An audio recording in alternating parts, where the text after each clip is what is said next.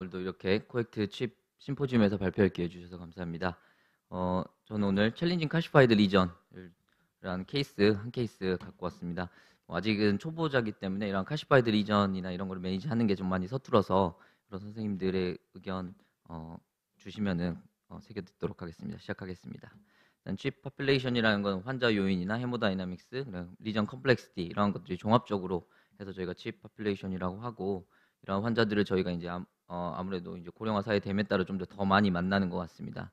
특히나 이제 카시파이드 리전 같은 경우가 이제 제일 좀 이제 저희 초심자인 입장에서는 제일 만나기 싫고 좀 어떻게 매니지할지 항상 고민하는 그런 부분이고 또 쉽게 접근했다가 큰 코 다치는 그런 리전이 바로 카시파이드 리전인 것 같습니다. 이런 카시파이드 리전에서는 여러 가지 현재 지금 쓸 수 있는 NC 벌룬이라든지 커팅 벌룬, 스코링 벌룬, 로타까지 여러 가지 이제 이런 툴들을 이용할 수 있는 것으로 되어 있습니다.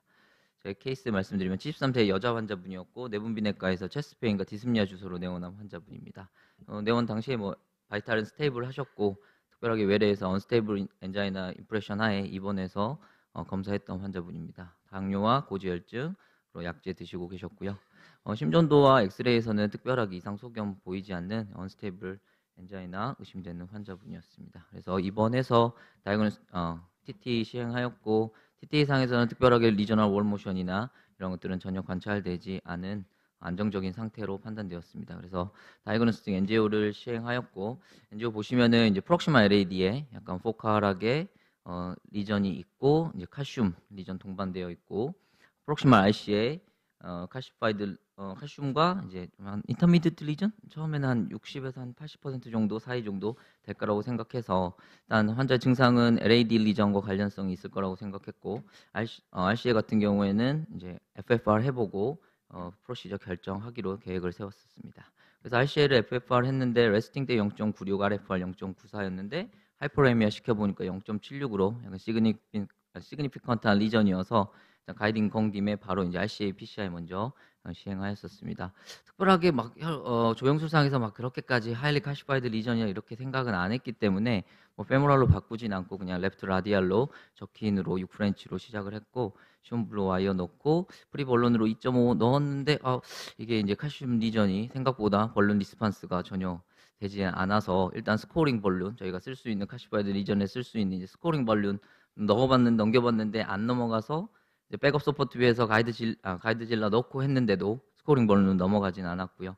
그래서 이제 이제 좀 더 큰 사이즈 NC 벌룬으로 3.0에 12mm를 해봤는데도 여기 그 땅콩 모양으로 전혀 이 반응하지 않는 이런 상태였습니다. 그래서 처음에 생각했던 게 이제 결국은 이제 벌룬으로는 이거를 지금 해결할 수는 없기 때문에 결국은 이제 아세렉토미를 해야 되는데 제가 이제 초심자 항상 고민이 이제 이런 아세렉토미를 언제 해야 될지 처음에 조기에 좀 이제 뭐 벌룬 리스판스가 없을 때 바로 선택을 해야 될지 아니면 뭐 이것저것 다 해보고 다 어쩔 수 없을 때 그렇게 해야 될지 근데 그러다 보면은 막 벌룬을 하다 보면은 혈관도 찢어지고 또 이제 이런 아세렉토미가 다이색이 생긴 혈관에서는 또 위험성이 있다고 하니까 참 이게 조기에 해야 되는지 아니면 마지막에 해야 될지 항상 그게 이제 고민이 되는 것 같습니다. 그래서 도대체 어떤 병변이길래 저렇게 벌룬 리스판스가 없는지 보기 위해서 일단 아이부스를 봤는데 아이부스에서는 레퍼런스 베슬 사이즈는 베슬 크기는 굉장히 큰 3.9mm 정도 됐었고요. 근데 이제 그 칼슘 시그니피컨트한 스테노틱 리전을 보니 여기가 칼슘이 엄청나게 많이 쌓여 있는 것을 볼 수 있고 약간 나무의 나이테처럼 굉장히 켜켜이 쌓여 있는 칼슘 리전이라는 것을 이제 알 수 있었습니다. 그래서 이것 때문에 그렇게 벌룬 리스판스가 없었구나. 그래서 일단은 아세렉토미를 결정하고 이제 그 아세렉토미를 시행하였었습니다. 그래서 로타를 레프트 라디알이어서 뭐 벌룬까지는 넘어갔으니까 일단 1.5mm 버로 시작을 했습니다. 그래서 1.5mm로 조심스럽게 패킹 모션 유지하면서 두세 차례 정도 이제 로타로 이제 시행을 했고 처음에 로타 링크가 잘 들어갔었는데 항상 제가 로타를 하면서 고민이 이거 넣다 보면 항상 이게 와이어가 많이 빠지는 것 같습니다. 그래서 다시 하기에는 또 너무 오래 걸리고 그래서 일단은 타겟 리전은 넘어갔기 때문에 유지하면서 로타를 시행했고 로타를 시행한 이후에 이제 엔지오를 찍어 보니까 뒷살 쪽에 약간 다이색이 생겼고 그치만은 그 리전은 만족할 만큼 그렇게 디버킹이 되지 않는 소견 그래서 이제 아이부스를 보니까 어느 정도의 이제 벌룬이랑 로타를 하면서 약간의 크랙은 가긴 했지만 엄청나게 그냥 칼슘 리전이 아직도 여전히 남아 있다라는 걸 알 수 있어서 이때 이제 그러면 로타를 1.75까지 더 올려야 될지 그렇게 되면 이제 라디알로는 이제 좀 실프렌치를 써야 되기 때문에 다시 페모랄로 바꾸고 와이어링 다시 하고 이렇게 해야 돼서 어떻게 해야 될지 이제 고민이 많이 되었던 순간인 것 같습니다.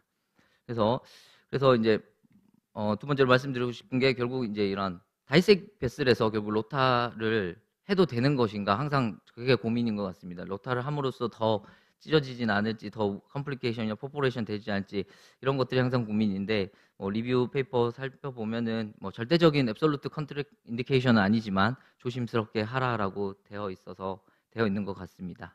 그래서 다시 한번 이제 벌룬으로 조금 더 한번 리전 모디피케이션을 해보자 해서 나와 있던 스코링 발룬을 넘겨서 해보았고요. 근데도 벌룬 리스판스를 좋지 않았고 NC 벌룬으로 3.0에 12mm로 또 했는데도 여전히 이게 로타를 했음에도 불구하고 이렇게 잘 넓어지지 않아서 도대체 이걸 어떻게 해야 될지 오늘 강의에 있었던 리토스트립시 같은 게 있었다고 하면 이런 병변에 쓰면은 굉장히 이제 좋을 것 같고 환자는 컨센트릭한 칼슘 리전이었고 그렇기 때문에 근데 저희에게는 이제 아직은 사용하기가 어려워서 일단은 NC 벌룬으로 조금 더 이제 벌룬을 해보자 해서 기압을 조금씩 올려봤습니다.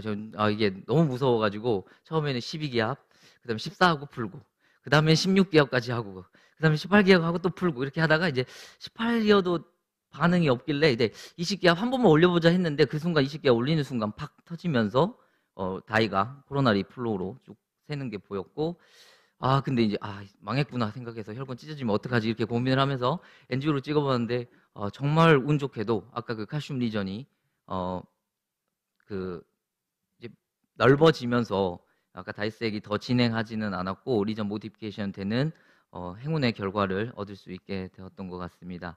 그래서 일단 찾아보면 이러한 벌룬 인텐셔널 벌룬 럽처 같은 경우에는 보통 이제 CTO PCI에서 쓰는 테크닉이고 보통은 이제 스몰 베슬로 마이크로 다이섹션을 일으키면서 프록시멀 캡을 뚫거나 이런 걸로 돼 있지만 찾아봤는데 이렇게 큰 혈관에서 이렇게 벌룬을 의도적으로 럽처를 시키는 경우는 굉장히 위험성이 있기 때문에 조심해야 되는 것 같습니다.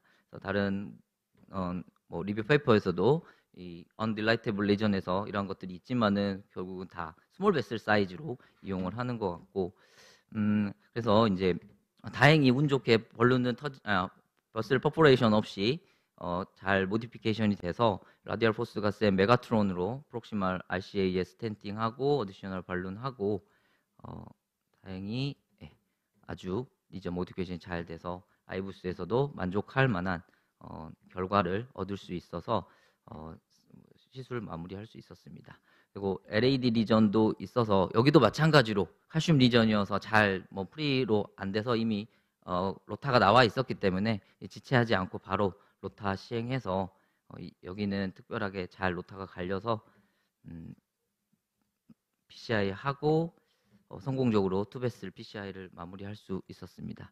그래서 오늘 제가 말씀드리고 싶은 거는 일단은 이제 항상 칼슘 리전은 이런 초심자에게 굉장히 어려운 허들인 게 맞는 것 같습니다. 그래서 저희가 쓸 수 있는 NC나 로타 이런 것들을 했음에도 불구하고 안 될 경우에는 이런 인텐셔널 럽처를 조심스럽게 해볼 수도 있지 않을까 생각을 해보는데 일단은 다시 이제 생각을 해보면 제 환자가 만약에 이게 익센트릭한 칼슘 리전이었다고 하면 굉장히 위험성이 높았을 것 같습니다. 컨센트릭하게 굉장히 이렇게 칼슘이 있어서 그래도 비교적 혈관이 한쪽으로 그런 벌룬이 익스플로전 되면서 그런 압력이 터지지 않고 그 리전이 잘 모디피케이션 되지 않았나 그런 생각을 해보고 항상 이런 것들을 혹시라도 이제 시도를 할 경우에는 항상 이제 흉부외과 백업이라든지 아니면 그라프트 스텐트 그다음에 카디악 탐폰이나 이런 것들에 대비해서 준비를 한 상태에서 시도를 해봐야 될 것 같습니다. 경청해 주셔서 감사합니다.